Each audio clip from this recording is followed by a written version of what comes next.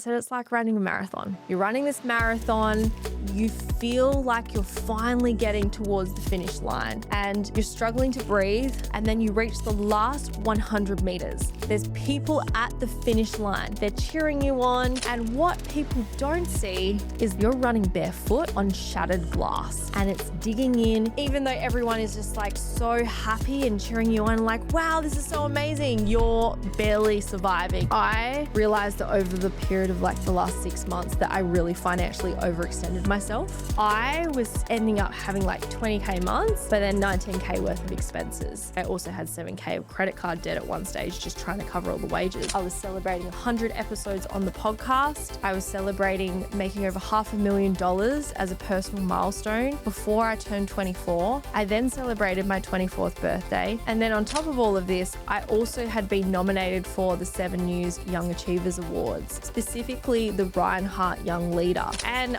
I started going, should I even be coaching? Like, am I even good at this?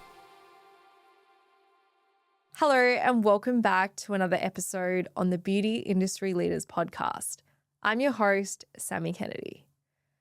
We have so much to catch up on. Like right now, I am sitting in the podcast studio. It is 9 p.m. on a Friday night. I'm flying out to Bali tomorrow, and the only reason why I'm here right now is because I started packing for Bali. I got all my clothes in the suitcase, and then I realized I should probably pack my makeup.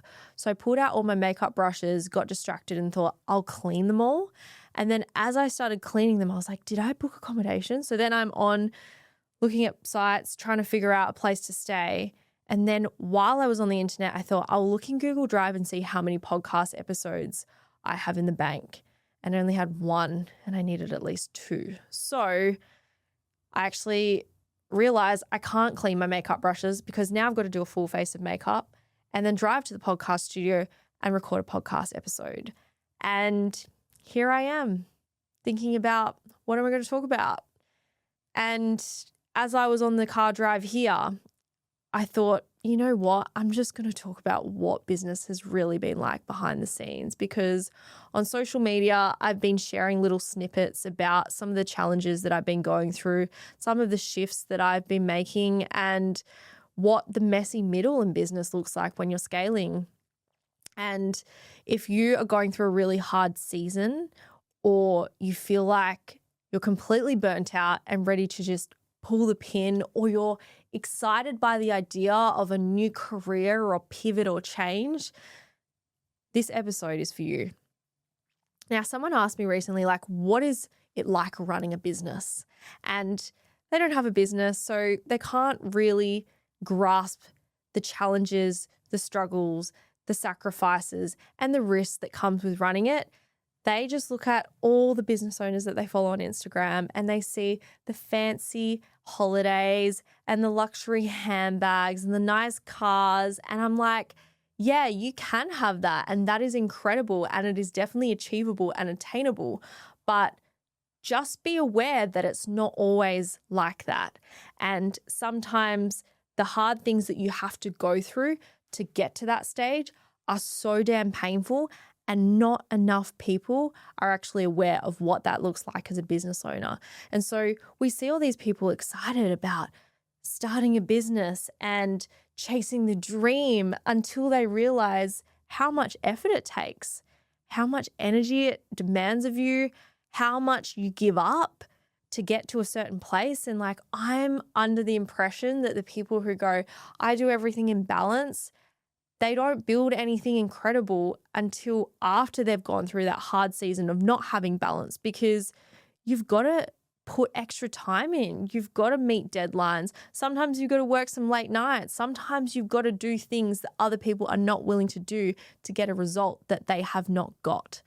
And I'm not throwing out and saying balance can't exist, but I do believe that when you're in seasons of startup or when you're in seasons of scaling, there isn't the opportunity to just be able to coast, because there's so much pressure on the line and things are riding on you. You've got to make it work. You can't just sit back and like wait for it to all figure itself out. So anyways, coming back to what I explained business as to this person.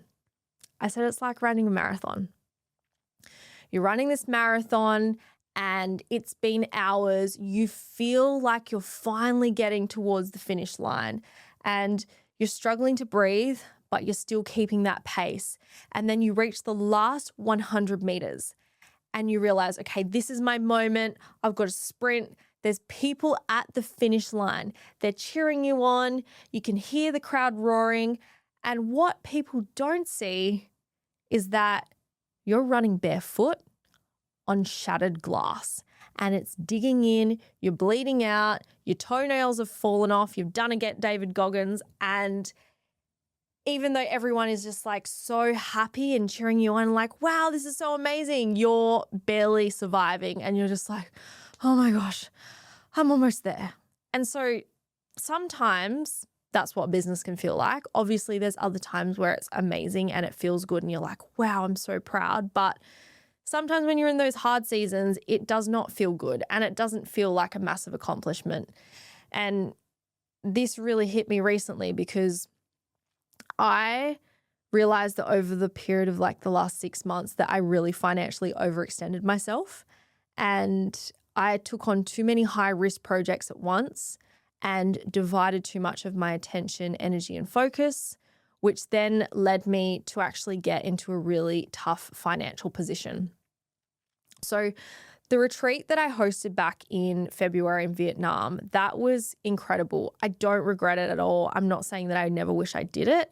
I am so proud of what we built. And I loved having all the guests come and seeing the speakers being able to educate and empower these women. It was just like so mind-blowing. Now, that whole experience took so much energy out of me to the fact that I think I'm still burnt out from it, to be honest. But because I was so eager and I was like, I'm going to build this retreat thing. I want to bring people together. This is my calling. I took the profit, which there was not that much. Like I barely broke even. I think I had maybe like a couple grand profit. So then I injected some of my other money into putting down a deposit with the very small amount of profit I had from the retreat to go towards doing a next retreat. And so that was about 5 grand to put that deposit down.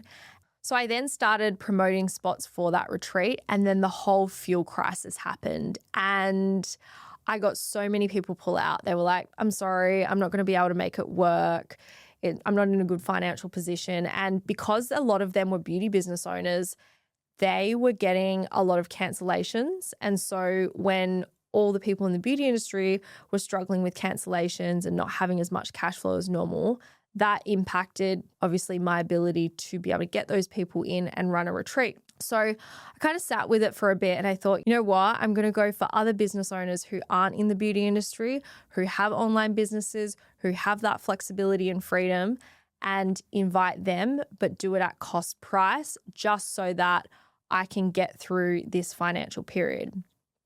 Now, the position I was in was that if I canceled the retreat, I would lose the 5 grand.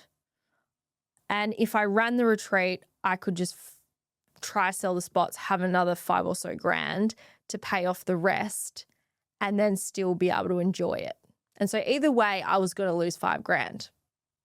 I mean, if I didn't sell the spots and I had to go through it, then it would have been 10 grand. But do you know what I mean? Like it was just a lot to try and carry. And so as I'm trying to get enough cash flow and people to say yes, I've got some people saying yes and then they're pulling out and then I've got a bit of money coming in, but then the podcast studio, that completely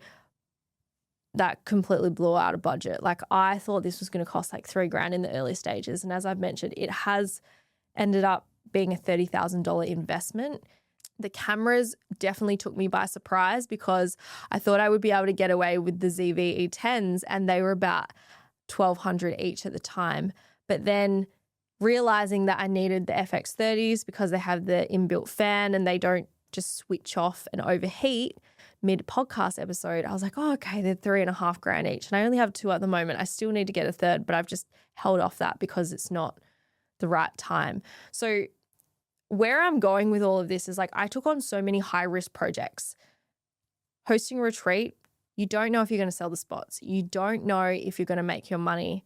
And usually the first 2 to 3, you're not going to make money. You're just going to break even.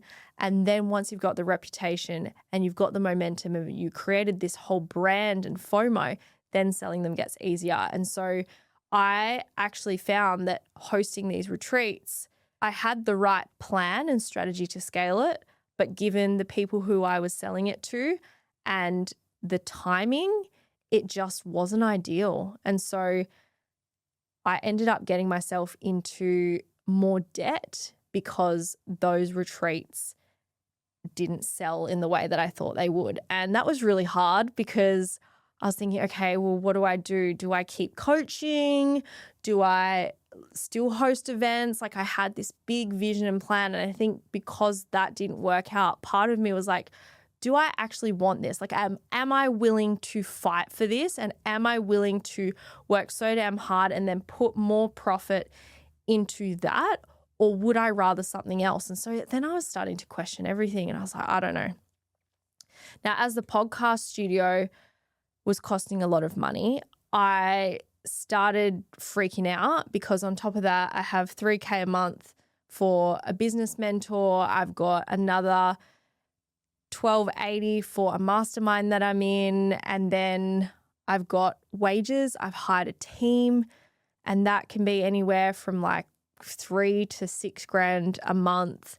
And then it just depends because I've got contractors, I've got like there's just so many different things that are all happening at once. And because I was scaling up, I was like, okay, cool. I've got the cash flow here. But things started going backwards and I was ending up having like $20,000 months, but then $19,000 worth of expenses.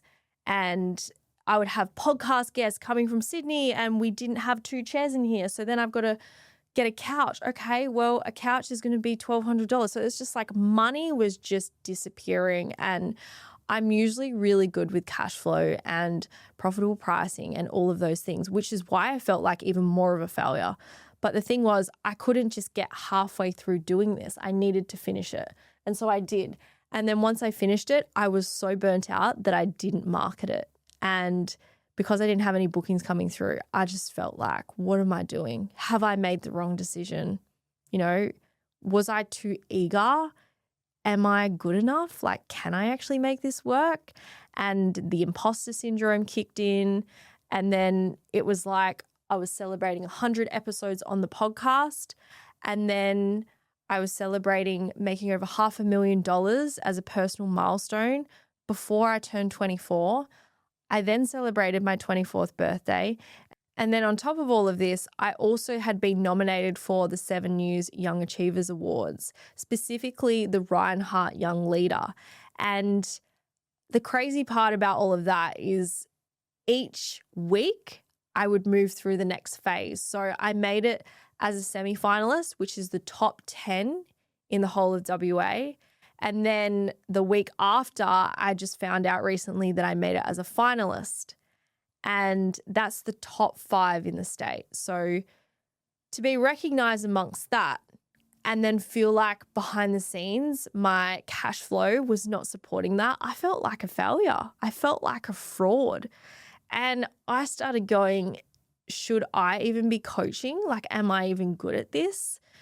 You know, what should I be doing? And it's crazy because you read my award application and you look at all the things that I've been able to achieve, like scaling a business of multi-millions and being able to build a multi-6-figure business and having these profit margins. But it was just this season, like the last 6 months, I've always made at least 30% profit, but like this last 6 months has not.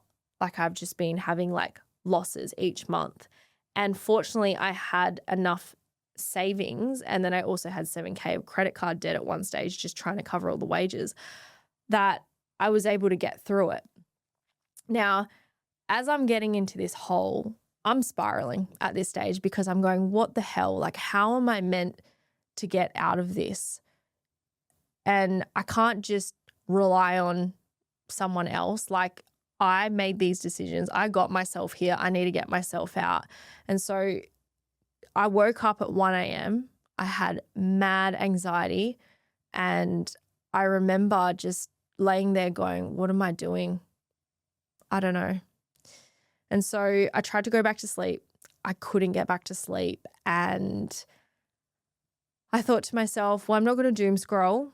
That is not going to help. I'm going to sit down and I'm just going to face the music. And so I pulled out my banking app. I looked at all of my expenses and I thought to myself, what can I put on hold? What can I try and cancel? Or what can I reduce and then later pay back just so that I can get myself out of this hole? And so I did that. I sent off a few emails. I was able to drop down to weekly payments for some things. I was able to put one of my big expenses on pause, and that was enough to release the insane amount of pressure that I was feeling. And then as I was moving through that the next morning, I thought, okay, so what do I need to do to get more cash flow in? So I went and did some lead generation and I looked at some of the conversations that I'd had with people previously who were interested in working with me or booking out the studio or whatever it may have been. And that's when I realized, even though I was still so burnt out, I probably just needed some space to just take a step back.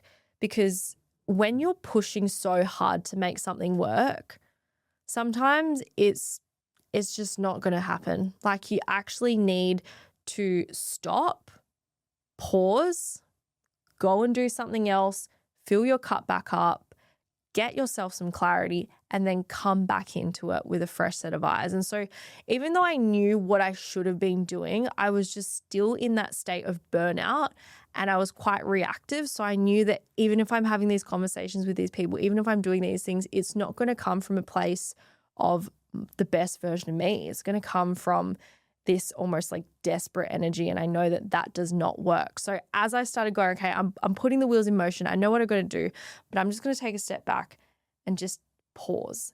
And so fortunately for me, my birthday came up and Nick had gone and booked a hotel and we stayed there, and I just had some time to actually enjoy my birthday. My dad flew up from Albany. My brother was there as well. We went and played darts at Flight Club and it was really wholesome. And I honestly was so grateful in that moment to think, you know what, even when the world feels like it's falling apart, I still have really incredible people around me and life is still worth living. Like, I'm not going to give up. It's just, this is a season that is testing me and it is going to help me grow. And I think that's the mindset that you have to have when everything is falling apart. Instead of being a victim and going, oh my gosh, not again. It's like, okay, well, what is this teaching me? Like, what do I need to do different? What do I need to learn? How am I going to create a solution for this so this doesn't happen again? And so after my birthday, I swear all the things that I started putting in motion were working. Within the space of me wanting to completely give up, like laying in bed just over it, done, like that's it, through to having like maybe 5 days later, I cannot even begin to describe how much of a miracle happened. So first off, I'd been negotiating this bucking bull sale for a while. Now, if you're wondering what the hell am I doing talking about a bucking bull, at Wild West Bowling, we bought a mechanical bucking bull and that cost over about $75,000. And we've had it in our venue, but it's just not something that is a big money maker for us because it's not the right demographic. And so I saw another business open up and I reached out to them asking if they would be interested, and they were really interested. They definitely wanted to look at bringing it into their venue, but the biggest setback for them was insurance. Now, just to give you some insight, with the bucking bull, for this venue to have it, it is $140,000 per year just to get the insurance for it. So it's a big investment for them to buy this bucking bull from us and be paying $140,000 a year just for insurance only. And so what happened is I had been having a chat to the guy. Everything was looking amazing. I had my dad bring up the bucking bull. We brought it into the venue, trialed it out, and they loved it. But just because they hadn't had that information back from the insurance, they weren't going to go ahead with the purchase. So they brought it back down to Albany, and this was over the space of like a few weeks. And then eventually, like after my birthday, I got this call saying, hey, we're happy to proceed with it. So we're able to sell the bucking bull for $50,000 plus GST. And then out of that, I get 10% commission. So that was a really great opportunity for me to be able to get some cash flow back in and then pay off the $7,000 credit card debt that I had to try and keep on top of all the wages and pay everyone and keep everyone happy. And then on top of that, I had about $3,000 worth of client invoices that hadn't been paid. And I was just really fortunate that I didn't actually ask or follow up anything crazy at the time. It was just, I don't know if they maybe saw my post, but I had all of them get paid. So that money came back in. And then I had a new podcast client where we're doing all the production for them. So that was another $3,500. And then I had someone else reach out to me and they just wanted podcast strategy only.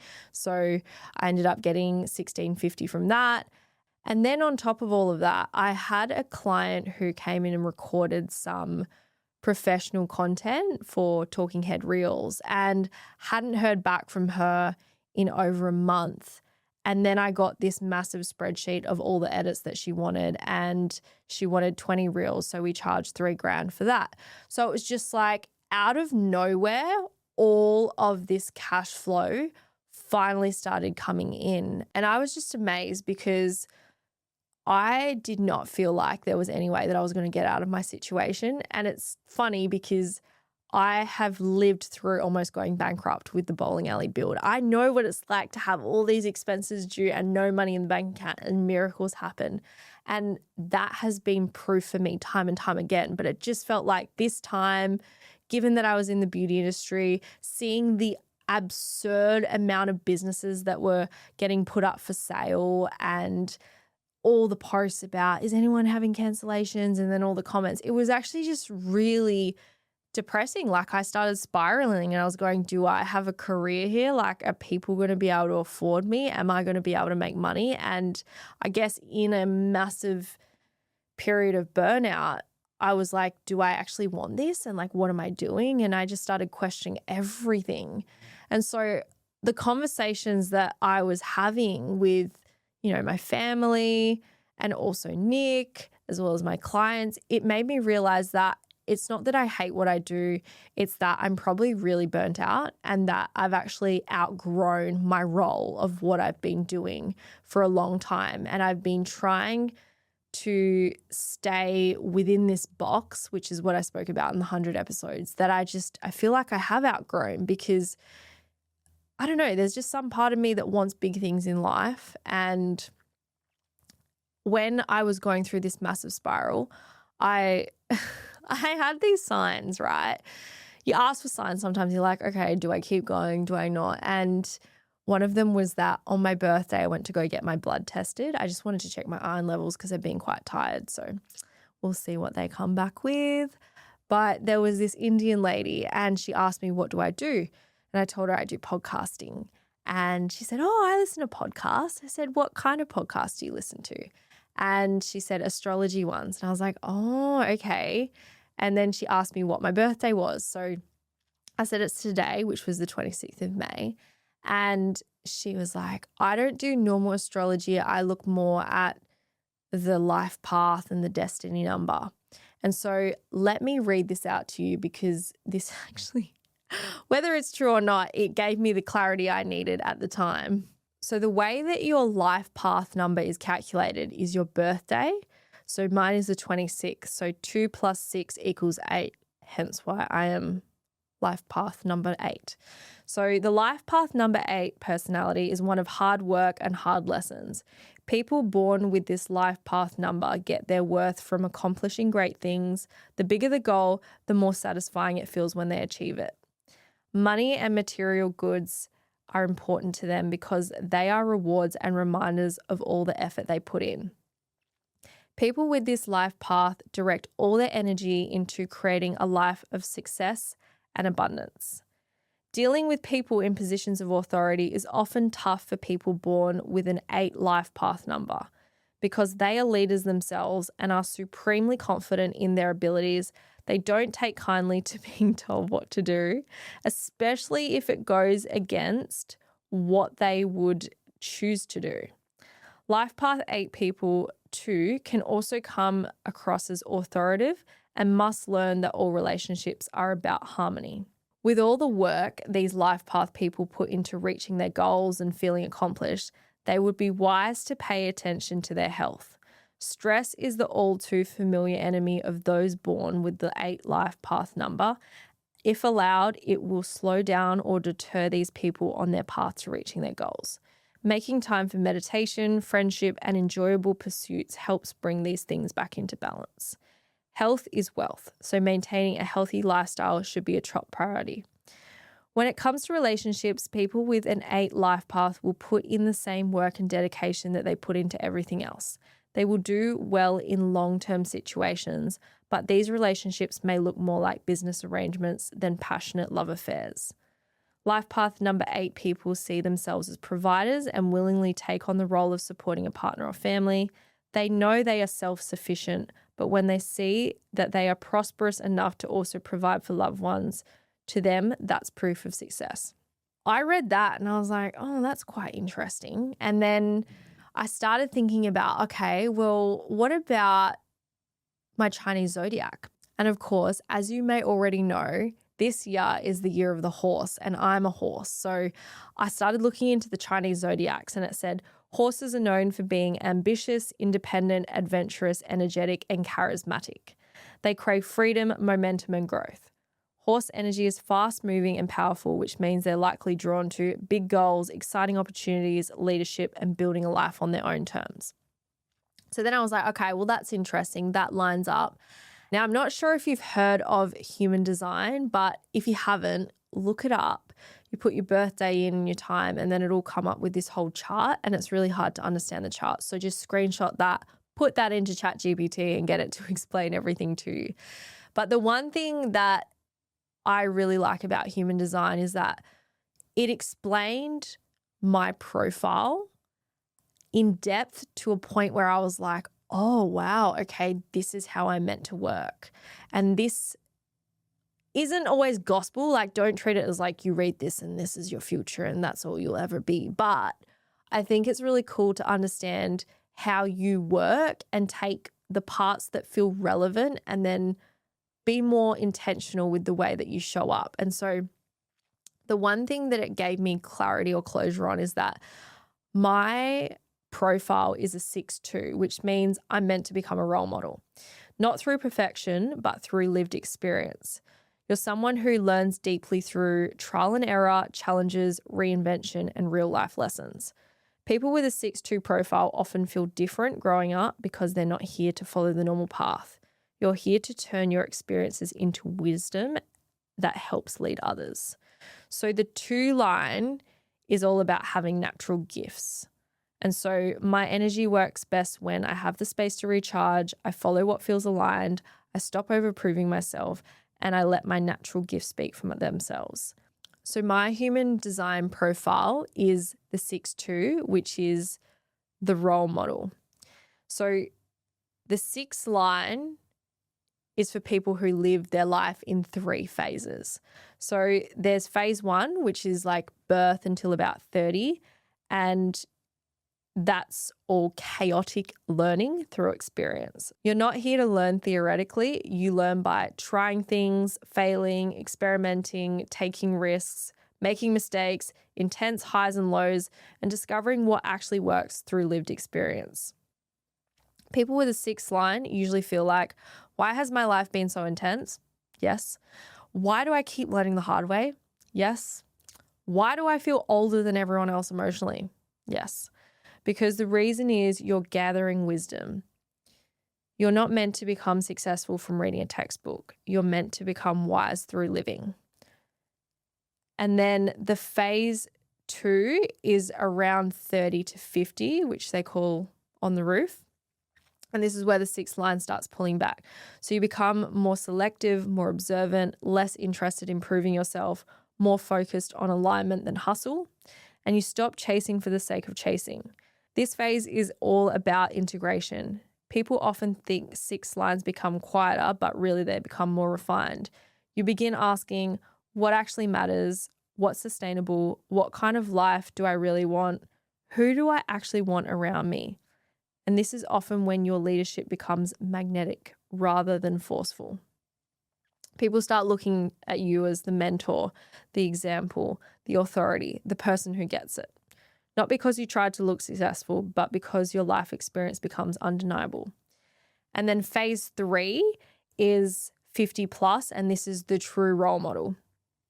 This is the embodiment phase. You naturally become someone others look to for wisdom, perspective, guidance, leadership, emotional maturity, and grounded success. Not through perfection, through authenticity.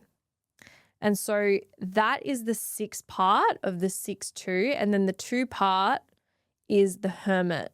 And this is for people who are very naturally gifted. You have talents that feel effortless to you, but impressive to other people. And the challenge is you often underestimate your gifts because they feel so normal to you. But I, in order to thrive, need alone time, space, retreat, creative freedom, and periods of disappearing from the world. You're not designed to constantly be on, although I feel like I constantly am. If you push yourself into endless visibility, networking, output, and hustle, you'll burn out emotionally and creatively. Yep, I can attest to that. The 2 line also works through being called out, meaning opportunities usually come when people recognize your gifts and invite you into bigger things. So it was quite interesting because when ChatGPT broke it down, it was explaining about there's certain things that I need to do, like sleep on big decisions. So don't make a decision in the moment. If someone asks me something, say, yep, I'll think about it and I'll come back to you. Don't commit under pressure. And don't say yes just because you're excited about it, or don't say no in emotional lows, which I guess if you listen to this whole episode, you would have heard that. I was experiencing an emotional low and I was like, oh, I'm done, but that's not the right time to make those decisions.